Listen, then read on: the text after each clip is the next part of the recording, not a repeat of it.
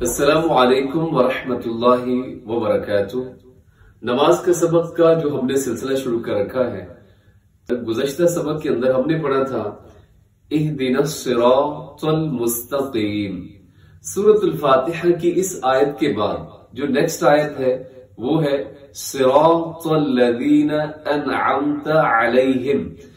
اب یہ جو حصہ ہے سورۃ الفاتحہ کا، یہ جو آیت ہے، یہاں پر جن غلطیوں کا احتمال ہوتا ہے ان میں سب سے پہلے حرف استعمال ہوا ہے صاد، اور میں نے گزشتہ سبق میں یہ بتایا تھا کہ صاد ہمیشہ موٹا پڑھا جاتا ہے۔ حرف صاد کبھی بھی کسی بھی حال میں آپ اس حرف کو باریک نہیں پڑھیں گے، پتلا نہیں پڑھیں گے۔ سرا غلط ہے، سرا، اور را کے اوپر جب حرکات ہوتی ہیں را موٹا پڑھا جاتا ہے، ساتھ الف ہو تو کھینچ کے پڑھا جاتا ہے۔ صراط الذین، طا موٹا پڑھا جاتا ہے، طا کبھی بھی باریک نہیں ہوتا۔ صراط الذین انعمت، ان نون کو ہلانا نہیں ہے، عام میم کو بھی نہیں ہلانا، بلکہ آپ کیسے پڑھیں گے؟ انعمت، اور عین ہے، عین کا خیال کرنا ہے۔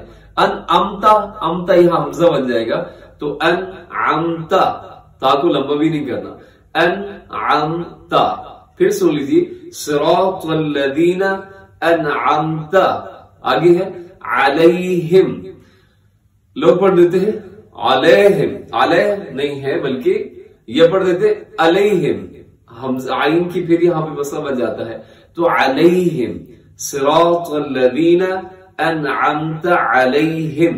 آگے ہے غیر المغضوب، غیر کو غیر کر دیتے ہیں، تو یہ اتنا بھی غیر نہیں ہے، اسے آپ نے غیر پڑھنا ہے، غیر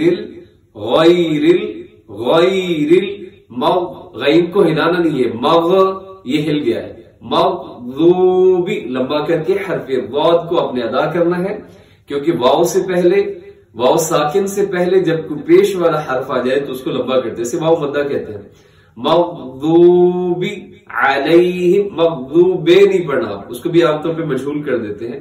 مغضوبی علیہم، علیہم، علیہم نہیں ہے، عین، علیہم، غیر المغضوب علیہم ولا الضالین۔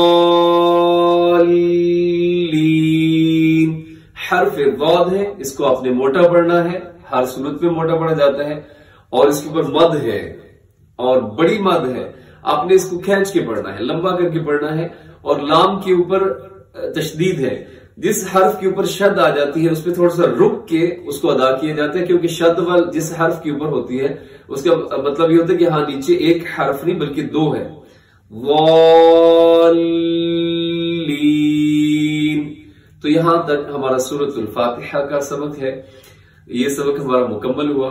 اللہ رب العزت ہمیں صحیح طریقے سے قرآن پاک پڑھنے کی توفیق عطا فرمائے۔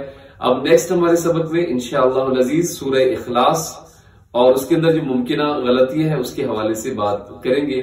السلام علیکم ورحمۃ اللہ وبرکاتہ۔